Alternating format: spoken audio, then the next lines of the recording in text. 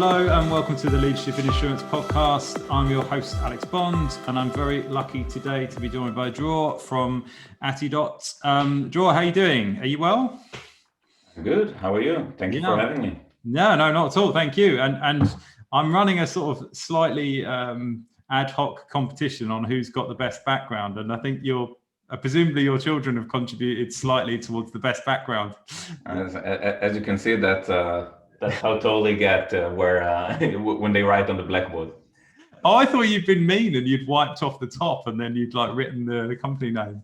No, I have a 5-year-old and a 2-year-old, and you can see scribbles in 2.5 languages. That's superb. Where are you joining us from? Are you on the East Coast in the States? I'm in the West Coast. I'm in Palo Alto. Yeah. Oh, yeah. Of course. Yeah, I moved here about 2 years ago. Since most of our client base is American, it made sense to move the business operation to this side of the world. Yeah, of course. Well, look, why don't we, before we dive into it, it'd be really great if you could introduce yourself and the business, for those of the people that don't know what you guys do, if you'd be so kind. Of course. So my name is Dror Katzav. I'm the CEO and one of the founders of Atidot. My personal background is Israeli intelligence. I served about 11 years in the Israeli intelligence building data solutions. I was part of a program in the Israeli army called Talpiot. Talpiot is a program where we do a bachelor degree in physics and math and do basic training with all the different branches of the army. And then you serve as an R&D officer, having both the academical background and the practical experience. And then you can develop technologies for the army, having both experiences, the knowledge and the experience from the field. And I was building data solutions for about 11 years as a software developer, team leader, product manager. Left the army in 2016. Quite quickly teamed with Barak Berkovich, who is my co-founder, and founded Atidot out of Israel. And we were looking for areas where there is a lot of data and inefficiencies, and insurance seemed like a good place. I think you're right. And Atidot is focused on AI technology and AI data platform that helps life insurers to better understand how life insurance policies behave over time. We're going to use a lot the term life insurance. I'm using the term life insurance with a capital L, like all the different products, term, UL, universal life, whole life, annuities, etc. And by better understanding the policyholder, insurance companies can improve their lifetime value dramatically, both through better experiences to the customer, as well as rethinking of pricing, distribution strategy, operational efficiencies, and so on and so forth. So that's what we do. We raised about $9 million to date, and we have an R&D office in Israel.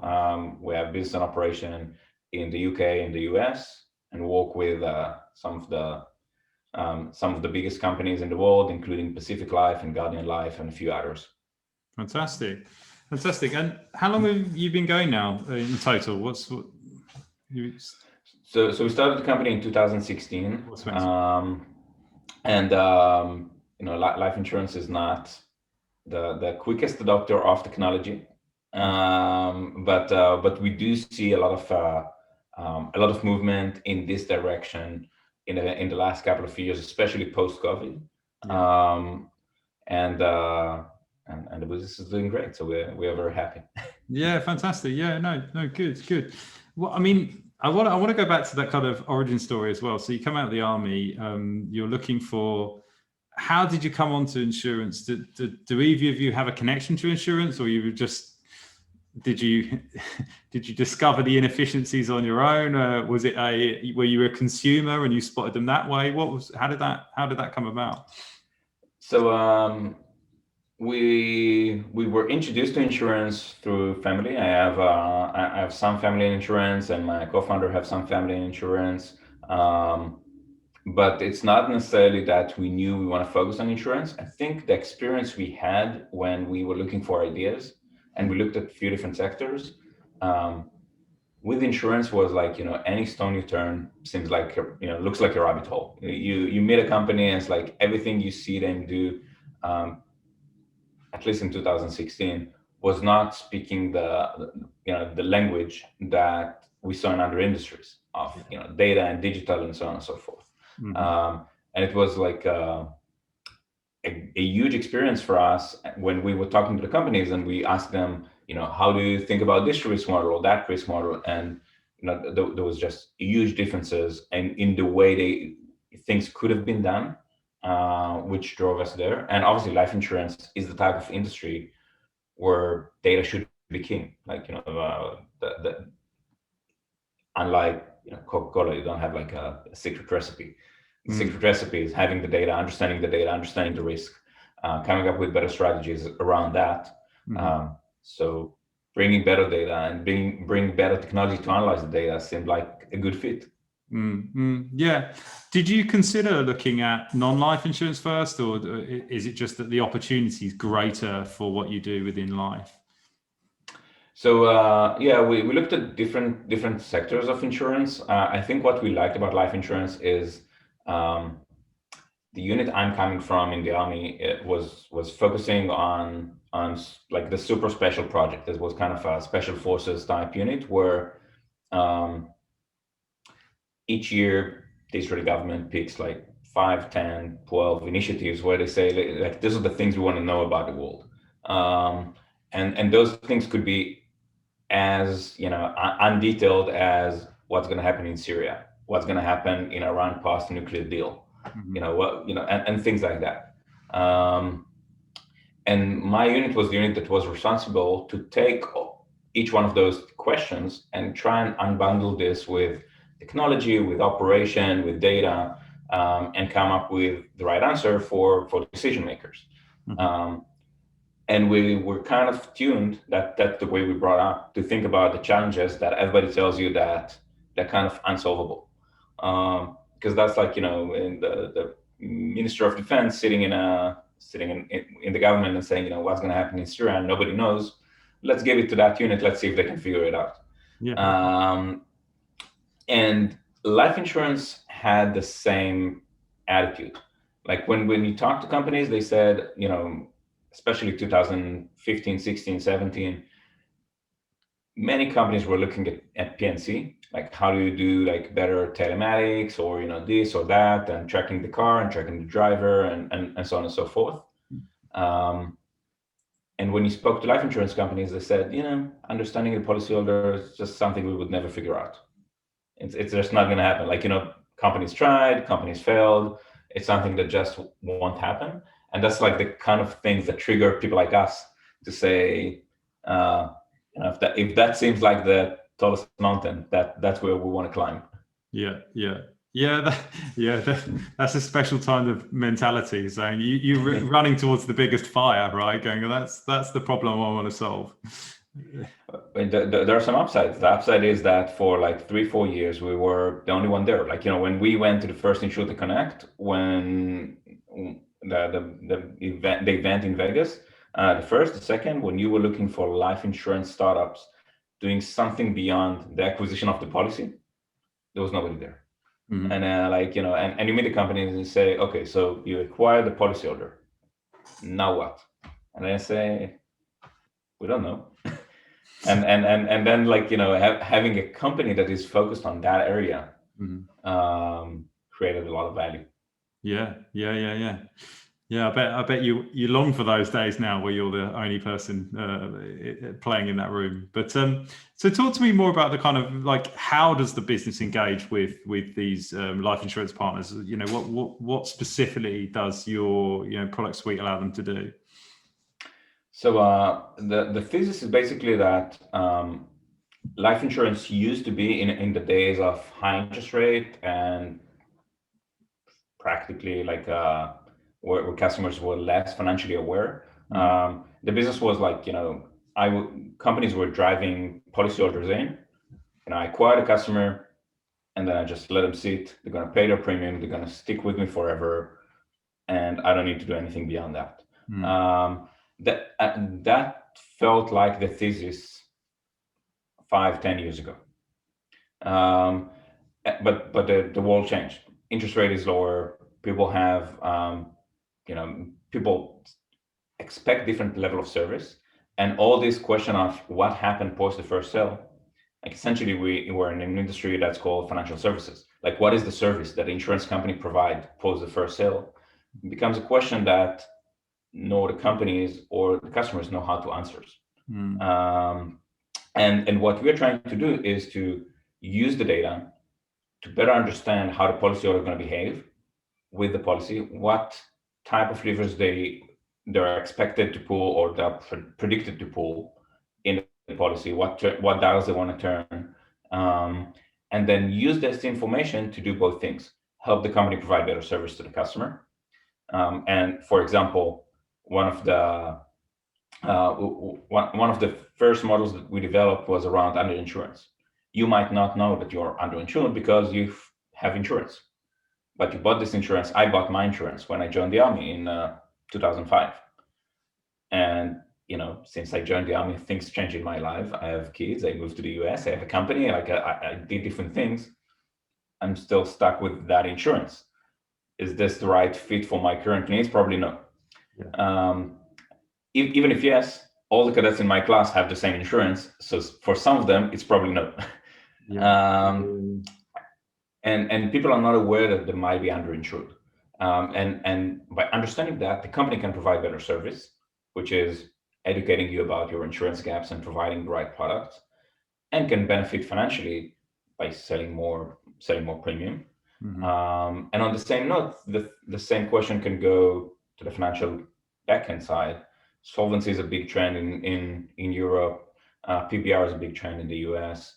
There's a lot of questions around post-level term and some other technical discussions that we can dive into or can decide not to dive into in this podcast. But there's a lot of technical questions around how you think about pricing and real-time underwriting and estimations on the book of business to make sure that your liabilities are managed adequately.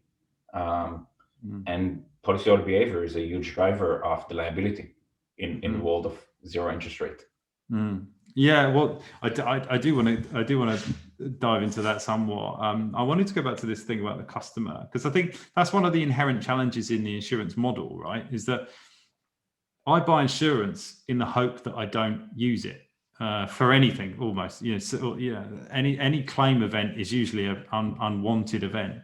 So something that came up in the podcast before, it's very difficult for an insurance company to build rapport with me, a relationship with me as a customer, if the only touch points are when I renew, because it's only ever a cost. There's no there's no touchable, there's no benefit I can put my hands on. And it sounds like you're sort of going some way to addressing that, because at least it's kind of driving engagement with me as a consumer.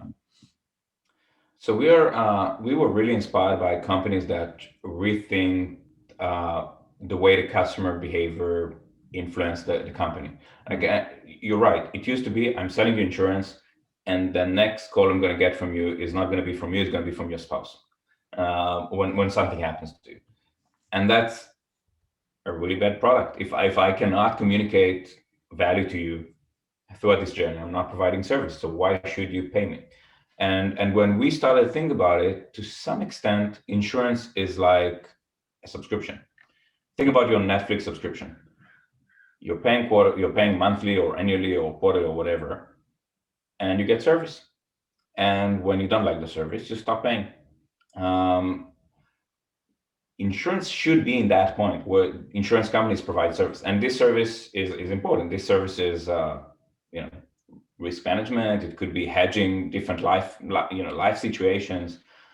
It's a valuable product.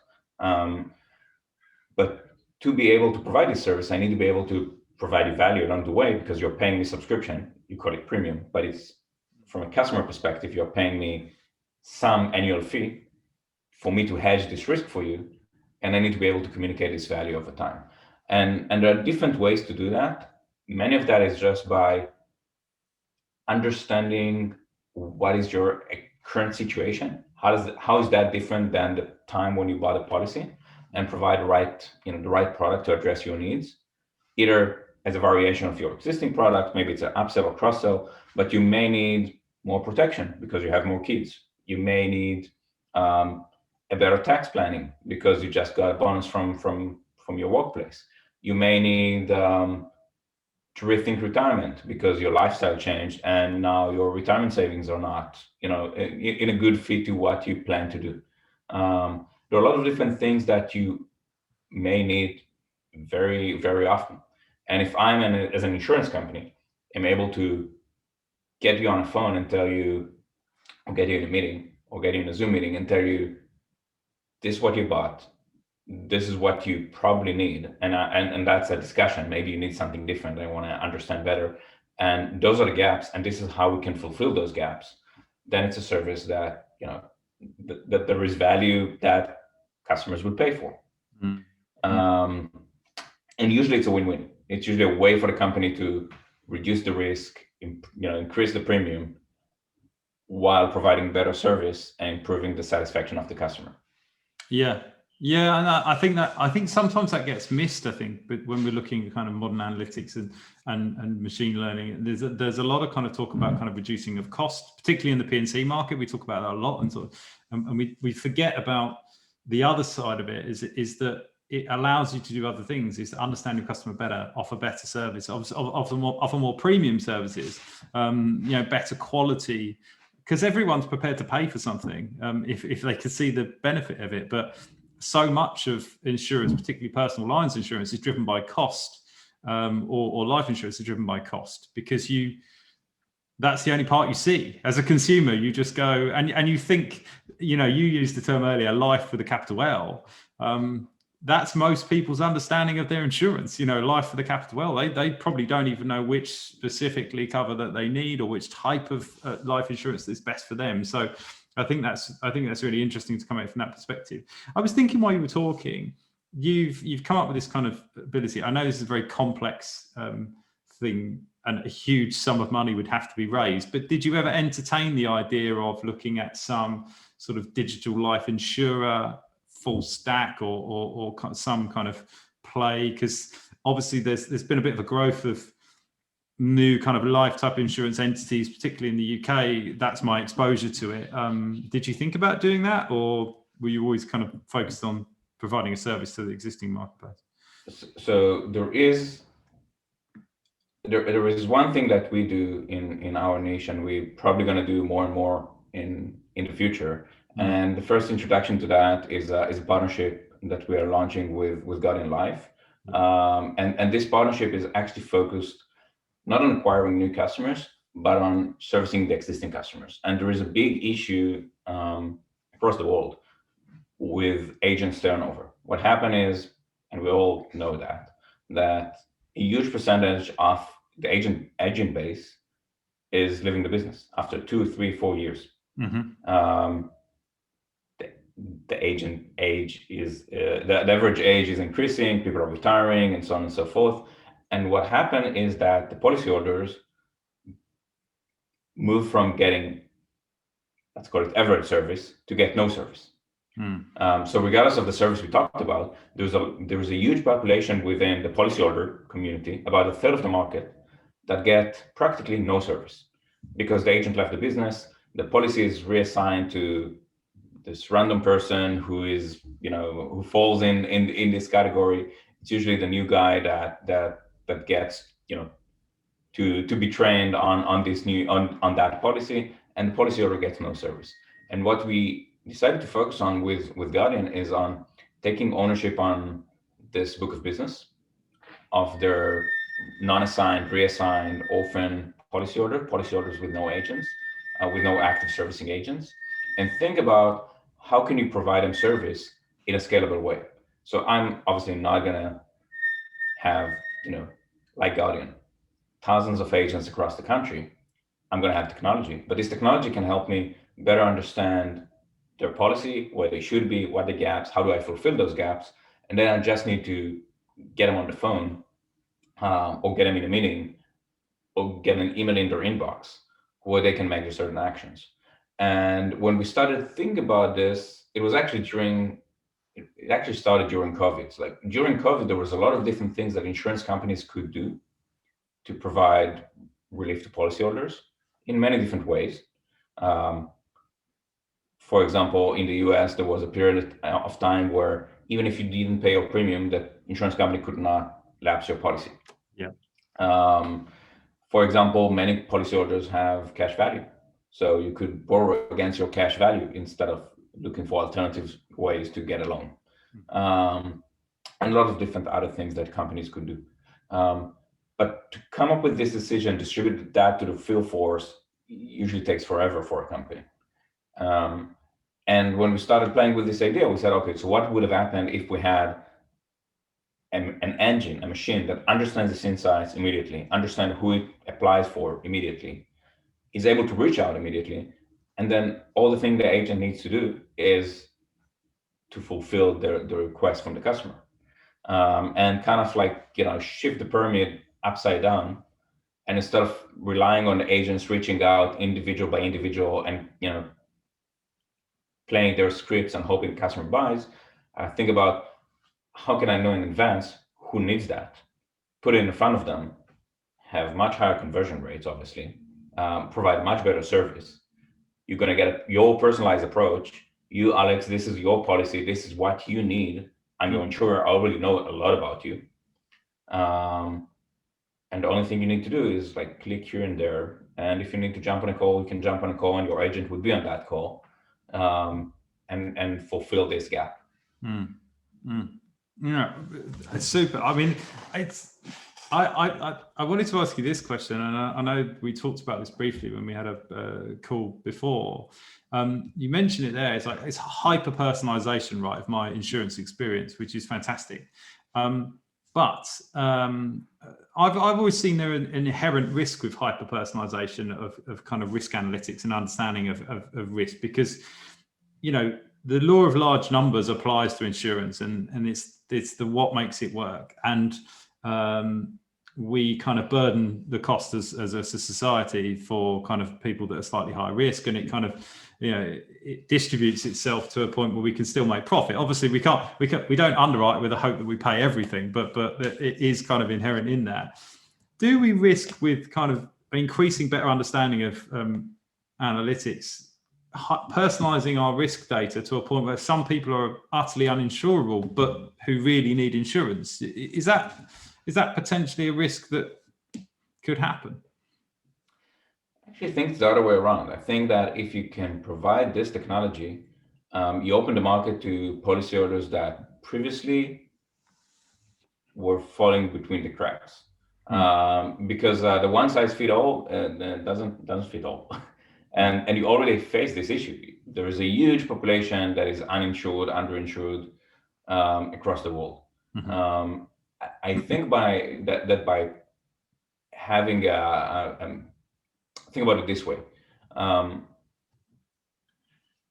For a policyholder that already acquired a policy, if I change the terms, I bump the price, then I'm only going to get stuck as an insurance company with the policyholder that cannot afford other policies because something happened in their life, they're probably a bad risk. And if I don't bump the price at all, I might have underpriced a policy and gonna get stuck with this policy for life that is significantly underpriced. And usually what happens in those cases is that the insurance companies are trying to, as you said, so like play the game of big numbers, of large numbers, pull people into buckets and say, all the 40 years old going to get a price bump, all the 50 years old not going to get a price bump. And there is a lot of variability within that segment. If you're able to get something that is significantly more personalized, maybe this 40 years old is actually more similar to this 50-year-old. They just didn't fall in the right bucket. And you can group the population differently and say, those are the ones that, I'm willing to take the risk. And those are the ones that, to take the risk, I would need to rethink pricing. And there is a whole spectrum there, but it's going to rethink the way insurance is being done. And the other thing is that it's also going to be much more explainable. So if you're 40 and the 40-year-old gets a price bump, you cannot turn 50 overnight and, don't get your price bump. But if the price bump is coming because certain parameters in your policy that is not your age, because now you're able to personalize it better. The amount of savings you have, the way you distribute your policy, the premium level that you're paying, your face amount or something like that. There are other parameters that you could play with that the policyholder can have influence on. And the policyholder can say, my threshold is that I'm not willing to pay more than $5,000 a year. But I also think that I need this policy until I'm 120. So there is there's a zero-sum game. And being able to run this analysis and say, if I wanna be there and I'm only willing to do this is what I need to compensate on. But if I'm willing to change my parameters or change my restrictions, then I can go different ways. It becomes a product that is more suitable to bigger population, because it's not just you to buy a $1,000 policy or a $5,000 policy, either buy this or that. You have all the spectrum in between. It comes back to that communication. I think you're so right. I mean, your policy just goes up. I mean, I was just thinking that you're saying that I'm 39, I'm turning 40 this year, and I know there's certain things like that will either get cheaper just automatically because I'll be a lower risk, and in other areas, maybe life and health insurance, with some people that could be like a lazy metric of going, right, well, you're more expensive now. Whereas, because it's the pandemic, I've like a lot of people, I've stopped drinking for about 18 months. So my my risk has probably gone down dramatically. But talking about the kind of customization, the personalization, there's two sides to kind of this analytics piece. So I was trying to sort of figure out where you plug into these businesses, because obviously there's a kind of like marketing front end, customer facing elements, and the actuarial data. Is my understanding correct? You're kind of like implementing on, has an impact on both sides, or? We take a different take on the way insurance companies, you're describing it as like an insurance company thinks about it. Sure. I'm a factory. I'm producing policies. Yeah. Those are shoe boxes with policies that I need to push out the door. I need to have a distribution that takes this shoebox and get it into the retail store. Yeah. Therefore, the business is split between the production floor that produces the shoe boxes and the distribution side that needs to push them out the door. Mm-hmm. And that makes sense, because that's the way the world was built 4 years ago. But if you think like an Amazon, and Amazon doesn't think like, here is the warehouse and here is the customer. It's like it's all intertwined. Yeah. If I need to think about the policyholder has certain products, have certain bundles of products, have certain experiences that I want them to experience. And this might have impact on the way I'm marketing. It might have impact on the way I'm pricing. It might have impact on the way I'm servicing. It might have impact on the way I'm doing claims. It's going to have impact all across, basically all across the business. But it's moving to put a policyholder in the center and think about the way the policyholder experiences the policy, and not about how do I make sure that, like, to some extent, it's changing the dynamics that is like, a common truth that insurance policies are sold, not bought. Yeah. If you try and think about why do customers buy, and put that in the middle, you can change the dynamic. And then it's not a question is the data influencing pricing? Of course, it influences pricing, because, and I'll give you a concrete example. Many insurance companies, and all the digital players and all the D2C activity around term insurance is basically focused on the fact that term produces such a low premium and such a low margin that I must push CAC down way below that threshold. Mm-hmm. And everybody's focusing on how to, and it's a cutthroat market, how to drive the acquisition cost down. But if 5 years into the policy, I'm able to convert you from a term life policy to a whole life policy, to a savings policy, to an annuity, to a unit-linked policy for the UK audience. Mm-hmm. Maybe I'm willing to pay even more on acquisition, because that policy is significantly more, fruitful for me as an insurer, provides completely different coverage for you as a customer.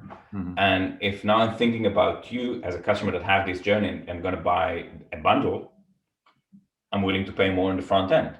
I'm willing to take different risks at the front end because I know that I'm actually focused not on the first policy you buy, but on the third, fourth, fifth policy you may buy in the future. Yeah. And this is the area where we're focusing. So we're not coming to a company, tell them we will optimize their journeys for buying the first policies. There are a lot of good companies doing that. We partner with many of them on the e-app side, on the direct-to-consumer side, on all of this. I'm good friends with all of those companies and partners with most. We're focusing on changing this thinking process to how do you think about a customer as an asset, and think about the lifetime value instead of thinking about how to optimize this one policy that got sold. Yeah. I was really smiling when you said that because one, it was quite funny because I thought, I'm thinking the same way that the insurance company currently or has historically thought about it. And it's funny because the reason I'm laughing is because I'm really critical. I've been quite openly critical about, data science came fairly late to the insurance market as opposed to other markets. But as those roles started emerging as like genuine data scientists going into insurance companies, I don't know, probably a decade ago, there was this, and there still is this debate about where they fit within the insurance organization. And then quite a lot of companies went, oh, well, it's data, it's in an insurance company, it sits in the actuarial team. And it's changed largely, but I've always just thought, well, data science is at the top, and then you've got all these data sets that plug into it. So it might be marketing, it might be actuarial, because then you've got a holistic view of kind of the data set and the value of that data set, and you can apply it to your business. But I thought it's really funny because I caught myself doing the same sort of thinking, because that's not the relevant thing. The relevant thing is how it all kind of links together, and the customer at the center, and that bought not sold process, and the mindset of that's really, really interesting. But that does make me ask, in your opinion, do kind of as we kind of machine learning gets better, model analytics, do you think that starts to make things like actuarial science a bit obsolete in things like life, or certainly in the traditional context? Were actuaries obsolete when people invented spreadsheets? Like, they moved from being the only ones at a company that can count to being, somebody that can run the spreadsheets. Now they can be somebody that runs the models. Mm-hmm. And our goal is to say, this is all just a new tool. Instead of driving, an old car, you're driving a new car. Mm. The more important question is, where do you want to drive? And we can help you drive there faster, better AC, fancy leather seats and everything. Yeah. But we want to be in this level of discussion, and which is not like where does the data sit in the organization. The data sits everywhere, and data science is needed in each and every department, and it can empower everybody in the organization. The question is, where does the business want to drive, and how do we fit with that strategy? Mm. It's like when you go and buy a car, if people would say to you, look, I'm opening the hood, under the hood, there is this beautiful cylinder, and you don't believe how better it is than the cylinder you had in the previous car. Yeah. And I don't know, maybe it's good, maybe it's not. It is shiny. I don't know if my other one is also shiny. But is the car red or blue or green? Yeah. Where is it driving? How many seats does it have? That's a question that the data science and the actuarial side was not asking at the last few years, which is more important than how beautiful the cylinder is. Yeah.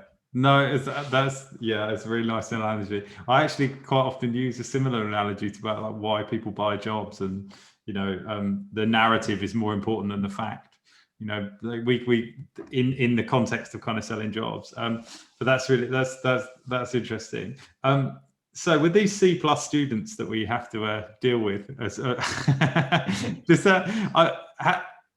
is it sometimes, I suppose, look, there's lots of really smart people working in insurance companies, so and it's obvious that there's value in this. But I suppose what I was thinking while you were talking about the business is that your touch point into the business, selling the product into, selling the services of what you do into the business, does that sometimes present a challenge of buy-in, or is it just the world's moved on and people kind of accept that this is such an obvious win for them because you can present ROI, one would assume? Yeah, we spend now maybe 45 minutes speaking about the strategy of a life insurance company without saying any name of any model of any data science technique. Yeah. And I think that's the key. Like, we could have spent 45 minutes now talking about how a random forest model is better or worse than a regression model than a neural network. Mm-hmm. It's a super interesting discussion, and we would love to have that as well with different people in the organization. Yeah. The question is, how do you talk about, okay, so what is, like, for example, the discussion we have with Guardian or the discussion we have with other companies? What are the issues with those non-assigned policies? How do they get non-assigned? Mm-hmm. How do you reach out to them? Who is commissioned for working on those policies? What's the relationship with the old agent? All of those information points would fit into a model eventually that will run through the policyholders and come up with the right recommendations. Mm. But that's the technical slide that's probably worth walking through an actuary, the IT department, the data science department, the marketing department, not necessarily the senior management and the C-suite. Mm.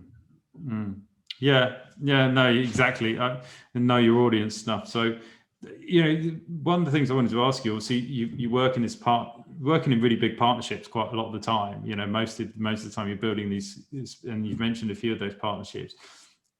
How do you make an effective business-to-business partnership in your experience? What makes a good one, and how do you make it work? So we actually spent a lot of time understanding where a 1 + 1 makes 3, and it's not an easy process, especially when it's like a fly and an elephant, sitting in that room.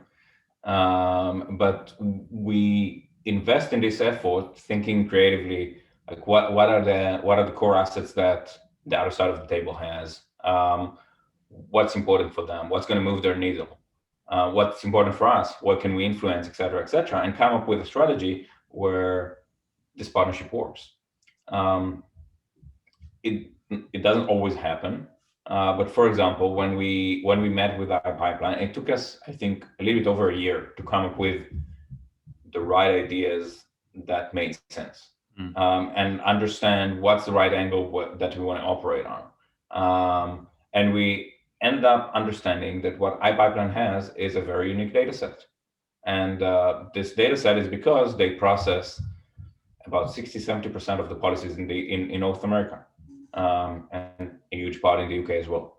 And then the data they see is unique because they see an angle the insurance company doesn't usually see. They see the broker. Mm-hmm. And we spend a lot of time, it's a tough process. Like, you have like 20 drafts that not going to see the light of day.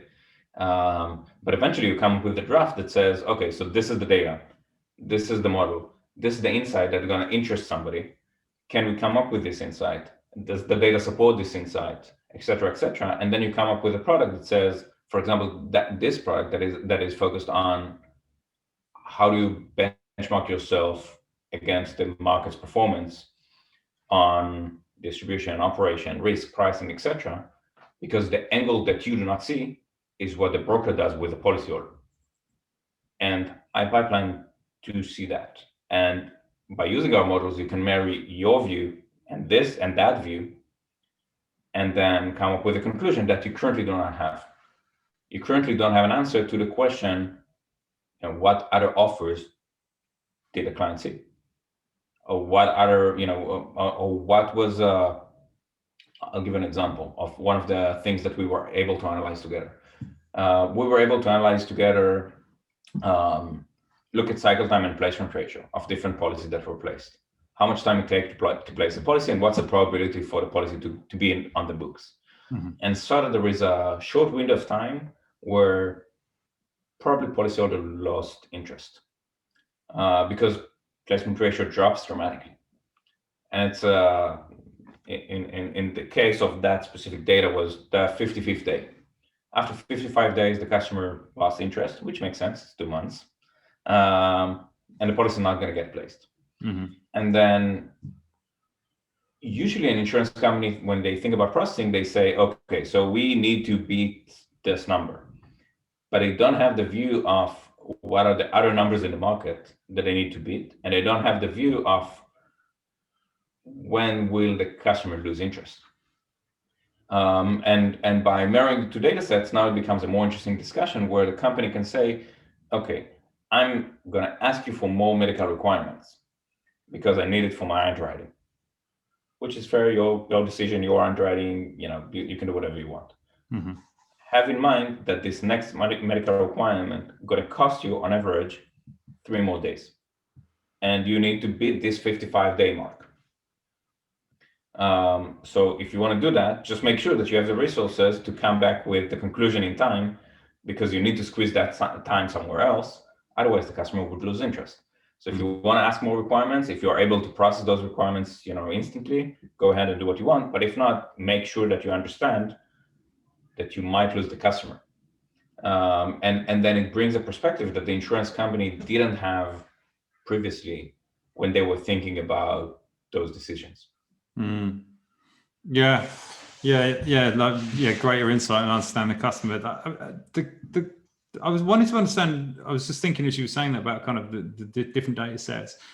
How much does regulation play, and how much has that impacted what you've been able to do?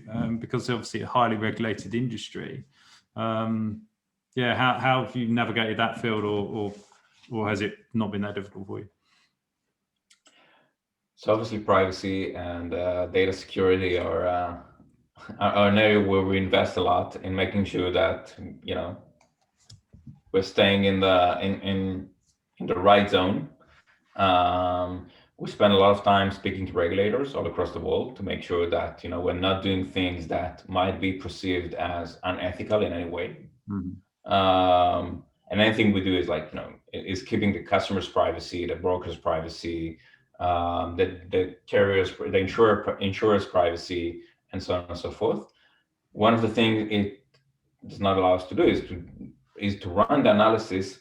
We run an analysis on a policyholder level, but we would not go and source your data.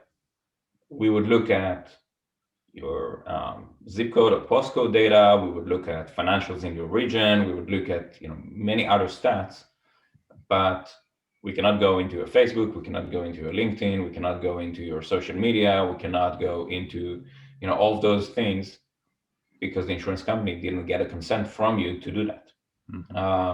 So there is a limitation to the amount of personalization you could do because of that.